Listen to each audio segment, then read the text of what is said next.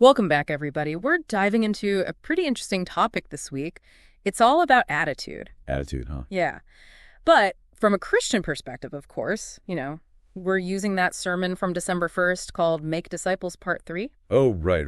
We're going to be looking at how our attitudes, the way we think and feel, Mm. how those things affect how we live out our faith. Okay, yeah. And also how we interact with, everyone around us. Well, the speaker starts out by giving, a really down-to-earth definition of attitude. Okay, what's that? He calls it a settled way of thinking or feeling about someone or something. Interesting. And then he uses all these different synonyms. Oh, like what? View, perspective, stance, approach, even reaction. So it's more than just a mood, right? Exactly. Yeah. It's this deeper thing, the way we see the world, basically. Like a filter, almost. Yeah, I like that. A filter that colors everything. So it's not just about being positive all the time. That's where it gets interesting. The speaker dives into how our attitude, even if we're trying to be positive, how it can actually work against what God wants to do. Okay, so even if you think you're being, good. Right. He even uses this analogy. You ready for this? What's that? Rocky Balboa. Rocky. Okay. Life's going to hit you hard, but it's about getting up. Oh, yeah, that's a classic. But how does that fit in here? It's about resilience, right? Yeah. But then the speaker ties it back to a Christian attitude Okay. using Philippians 4.13. The one about I can do all things through Christ. Yeah. It's not just grit. It's about God's strength working through us. So, our attitude shows how much we depend on God. That's a great way to put it. But then he doesn't just stop there, right? He Yeah? talks about specific attitudes. Oh, yeah. He gets into the nitty-gritty. He looks at Philippians 2.1-8. I'm guessing that's the passage about how Jesus had the ultimate right attitude. You got it. And it's not just about being nice or whatever. Yeah. Paul lists all these qualities like agreement, love, unity, humility, putting other people first, all of that. Like real tangible things we should be aiming for, not just, vibes. It's a pretty high standard.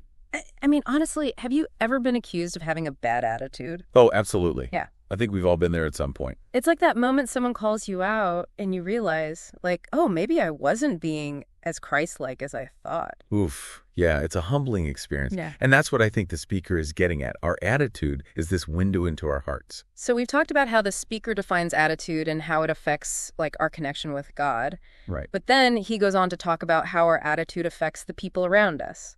He even asks if we've ever avoided someone because of their attitude. And then he flips it around, doesn't he? Yeah, that part made me squirm a little. Has anyone ever avoided you because of your attitude? It's like, whoa, hold on a second. Now we're getting personal. I know. It makes you really think, doesn't it? As Christians, shouldn't we be, attracting people to Christ, not the opposite? That's a powerful challenge, and it's not always easy. He does acknowledge that all of our past experiences... Yeah, good and bad, shape the way we see things. It actually brings up that parable of the forgiven woman in Luke. Oh, you mean the one who washes Jesus' feet with her tears? That's the one. Yeah. It's such a beautiful picture of how grace, when we really experience it, it changes how we treat other people. It's like we can't give what we haven't received ourselves, right? Exactly. But then this is where it gets really encouraging. Okay, tell me. He doesn't just leave us dwelling on the past. Like stuck in our old patterns. He emphasizes this idea that our past doesn't have to define us. We can change, basically. We can choose to let God transform our attitudes no matter what we've been through. He actually says something really interesting about people who are always trying to be in control. What's he say? Like trying to have it all together. He says, God already knows us completely. Yeah. So why pretend? He wants to work in our lives, but we have to be open to it. That's a good point. But what does that openness actually look like? How do we get from knowing this to, actually living it out? Well, he talks about some of the qualities that Jesus encouraged in his disciples. Things like honesty, transparency, even vulnerability. So basically being real with ourselves and with God, not hiding behind a mask. Exactly. It's about dropping those defenses and letting God work on our hearts in a genuine way. It sounds like stripping away the layers, getting to the core of who we are. And he uses a great example to illustrate this. Who is that? The Apostle Paul. Okay, I'm listening. Paul was incredibly open about his past. I mean, he even called himself the worst of sinners at one point. Wow, really? Where does he say that? It's in 1 Timothy 1.16-16. But what's so powerful is that he doesn't stop there. He immediately goes on to talk about the incredible grace he received. It's like he's saying, yeah, I messed up big time, but God's love is even bigger. Exactly. Yeah. And that's what makes his message so compelling. It's this blend of honesty and hope that really resonates with people. So even though he was this major figure in the early church, he wasn't afraid to be vulnerable, to admit that he wasn't perfect. And I think that's a huge takeaway for us. What do you mean? We don't have to pretend to have it all together, you know? Yeah. It's okay to be real about our struggles, to admit that we're a work in progress. But at the same time, we can celebrate how God is working in our lives, even if it's messy. Right. Because ultimately, it's his grace that makes the difference. So no matter where we've been or what we've done, God can use us. Our past doesn't have to be this barrier. It can actually become part of our story, a story of redemption. Absolutely. That's such a powerful message of hope, isn't it? It is. But then the speaker does something really unexpected. He starts telling this story about an amateur radio operator who has this crazy accident. Wait, what? A radio operator? I know, right? It seems totally random. He talks about this guy who's trying to fix his antenna or something. Okay. And he ends up falling off the tower and landing in a barrel full of tools. Yeah.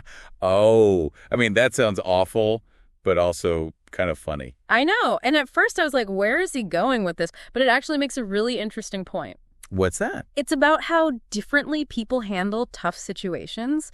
Some people, like this radio operator, find a way to laugh even when things are rough. Yeah, some people just have that ability to find the humor in any situation. But others might just spiral into negativity and bitterness. So it's another illustration of how our attitude, our perspective, shapes everything. Even when things go wrong. Exactly. And it's not just about those big life-altering events, right? Oh, not at all. It's the everyday stuff, too, like those little annoyances that can just set us off if we're not careful. I know what you mean, like traffic jams or long lines at the grocery store. Yeah, exactly. It's so easy to let those things get to us. But the speaker is reminding us that even in those small moments, our attitude matters. It affects how people see us. And even more importantly, how they see Christ reflected in us. It's like we're supposed to be ambassadors, right? Yeah. Representing something bigger than ourselves. So it's not just about pretending everything is fine or putting on a happy face. No, it's about cultivating this deeper sense of peace and joy that comes from our relationship with God. But man, that can be hard. Especially when we're dealing with, past hurts or negativity. I get it. It's not easy to always have that Christ-like attitude. I feel like sometimes I'm just battling to keep my head above water. And, the speaker addresses that. He acknowledges that it's hard. Does he offer any advice? He talks about how God sees us, like he knows what we're going through, even when we're trying to hide it. That's encouraging. And he encourages us to stop pretending and to just be real with God. Let him in, basically. He wants to work in our lives, but we have to let go of that need to control everything. Okay, so how do we do that? How do we bridge the gap between, knowing this and actually living it out? Well, he goes back to those qualities we were talking about earlier. Mm-hmm. Honesty, transparency, vulnerability, humility. So getting real with God, being honest about our struggle. Exactly, and allowing him to work on those areas where we need him most. So surrendering control, admitting that we can't do it on our own. That's a big part of it. And that brings us back to the Apostle Paul. He was a great example of this. Remind me how. Remember how he called himself the worst of sinners? Yeah, in 1 Timothy.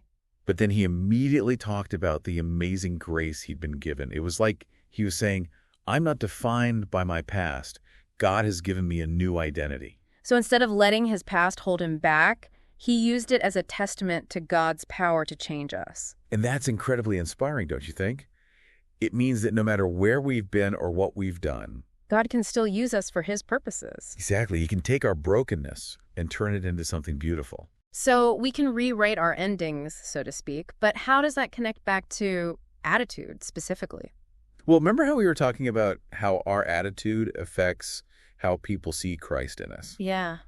When we choose to let God transform our attitude, it becomes this living testimony to his power. Okay, I'm following you. It's not about our strength or willpower anymore. It's about his grace working through us. So instead of pushing people away with negativity or bitterness, Right. our transformed attitude actually draws them to Christ. It becomes a magnet. And that's a pretty amazing ripple effect. It really is. It's like a chain reaction of transformation. And it all starts with our own hearts and minds. When we let God change us from the inside out. It spreads outward and touches the lives of everyone around us. And who knows how far that ripple effect can reach. Maybe you can even touch those seemingly impossible endings in our lives. The ones that only God can change. Exactly. Yeah. And that's where I think we should pick up in part 2. Okay. Sounds good. We'll leave everyone hanging on that cliffhanger. Laughing. Until next time. It's those endings that seem impossible to change, you know? Yeah, the situations that just feel so stuck. The speaker ends the sermon with this question that really got me thinking. Oh, what was it? He asks, what ending is God trying to change in your life? I like that. Through transforming your attitude. Okay, so it's not just about us feeling better. Right. It's about how our change attitude can actually make a difference in the world. I'm seeing a connection back to how we were talking about our attitude affecting other people. Yeah, exactly. Like, if we let God change our negativity into hope, that can ripple outwards and impact the people around us. So it's not just about personal growth.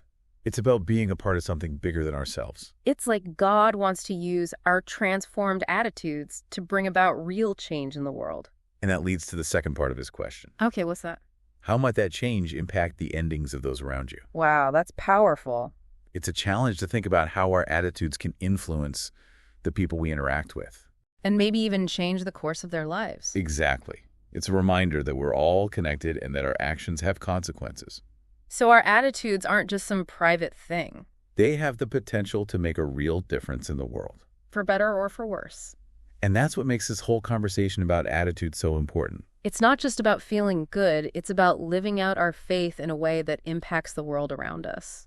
And that's something we can all strive for. Absolutely. Well, on that note, I think it's time to wrap up part 2 of this deep dive. Sounds good to me. We'll be back next time to explore even more about the transformative power of attitude. It makes you wonder what endings God might be trying to change in our lives right now. Right, like, what if our attitude is the key to unlocking something amazing? What if our negativity or our fear is actually holding us back from what God wants to do? It's a challenge to think about. It is, but it's also exciting, you know? Yeah, I see what you mean. Because it means we have the power to choose a different ending. By changing our attitude. Exactly. And the speaker gives some really practical advice on how to do that. Oh, like what? Well, he talks about the importance of being honest with ourselves and with God. About our struggles and our weaknesses. Yeah, not trying to pretend we have it all together. Because God already knows anyway, right? Right.